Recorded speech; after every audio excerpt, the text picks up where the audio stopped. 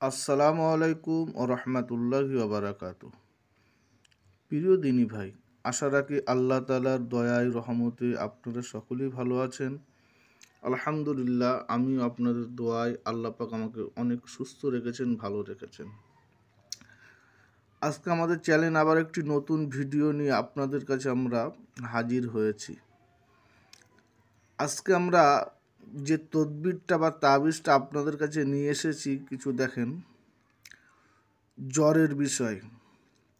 প্রতিটা মানুষই কম বেশি এই ঠান্ডার সময় ঠান্ডা জ্বরের মধ্যে আক্রান্ত হন। ঠান্ডা জ্বরের মধ্যে আক্রান্ত হলে জ্বরকে আপনি নিমিষের মধ্যে কিভাবে সারাবেন, সেই বিষয়ে আজকের আমরা আলোচনা করব ইনশাল্লাহ। যারা আমাদের পুরনো ভিউয়ার্স বা সাবস্ক্রাইবাররা আছে, সকলে ভিডিওটি লাইক, কমেন্ট, শেয়ার করবেন। যারা নতুন আমাদের ভিডিওটি দেখছেন, অবশ্যই চ্যানেলটি সাবস্ক্রাইব করে আমাদের পাশে থাকবেন ইনশাল্লাহ। প্রথমত, জ্বর হলে আমরা কি করব? আমরা প্রথমত দাওয়া এবং দোয়া দুটোই ব্যবহার করব। দাওয়া শব্দের অর্থ হচ্ছে ঔষধ ব্যবহার করব, সঙ্গে সঙ্গে আমরা দোয়া, কোরআনের কিছু আয়াত বা কিছু কাজ আমরা আছে সেগুলো করব ইনশাল্লাহ। দেখেন, জ্বর হলে এক নম্বরে আমরা এখানে কিতাবের মধ্যে আমরা যেটা দেখছি, সূরা ফাতিহা শরীফ 40 বার পাঠ করবেন। সূরা ফাতিহা শরীফ অর্থাৎ আলহামদুলিল্লাহ সূরা, আমরা সকলেই কম বেশি এটা জানি বা নামাজে পড়ে থাকি। আপনি এটা পাঠ করবেন, 40 বার পাঠ করবেন। পাক পবিত্র জায়গায় আপনি বসে, যদি নামাজের হালতে করেন, নামাজের পরে, নামাজের হালতে বসে, নামাজের শেষে আপনি এটা করলে বেশি ফল পাওয়া যায়। যে কোনো নামাজে, যে কোনো ওক্তে আপনি একাধারে 40 বার পাঠ করবেন। 40 বার পাঠ করে আপনার দুই হাতে আপনি ফুঁক দেবেন। ফুঁক দেওয়ার পরে আপনার পুরো শরীরটা আপনি মাসাহ করবেন, অর্থাৎ বুলিয়ে নেবেন দুই হাত দিয়ে। এটা হচ্ছে এক নাম্বার।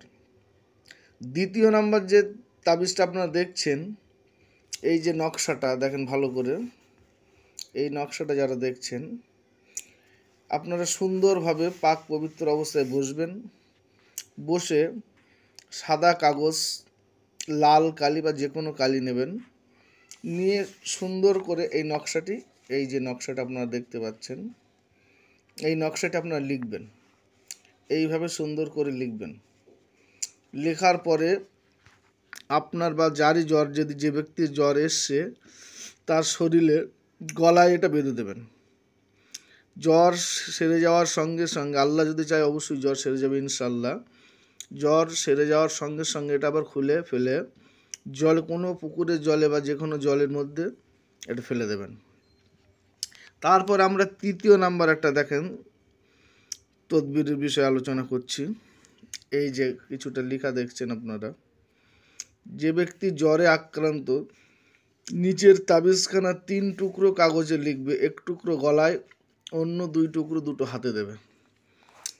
এই যে নিচে যেটা দেখতে পাচ্ছেন এই লেখাটা, আপনি সাদা কাগজে সুন্দর করে পবিত্র অবস্থায় এটা লিখবেন 3 বার।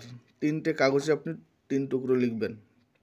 লেখার পরে যে ব্যক্তির জ্বরে আক্রান্ত, তার একটি গলায় দেবেন এবং 2 হাতে, ডান এবং বামে 2 হাতে দুটো দিয়ে দেবেন, বেঁধে দেবেন ইনশাল্লাহ। আল্লাহ যদি চায় 30 মিনিট থেকে 40 মিনিটের মধ্যে সেই ব্যক্তির জ্বর ইনশাল্লাহ শরীর থেকে নেমে যাবে, সে সম্পূর্ণভাবে সুস্থ হয়ে যাবে।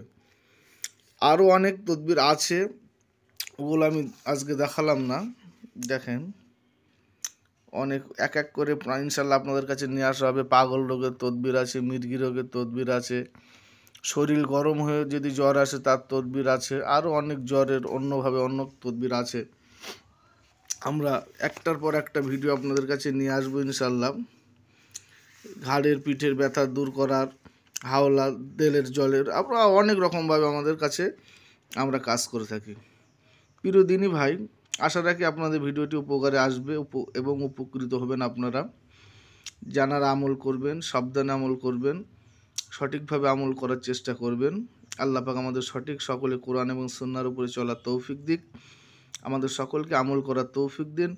আমাদের সম্পূর্ণ ভিডিওটি দেখার জন্য আপনাদের অসংখ্য ধন্যবাদ। অবশ্যই চ্যানেলটি সাবস্ক্রাইব করবেন, লাইক শেয়ার কমেন্ট করবেন, আমাদের পাশে থাকবেন। দোয়া রইল। আসসালামু আলাইকুম ওয়া রাহমাতুল্লাহি ওয়া বারাকাতুহু।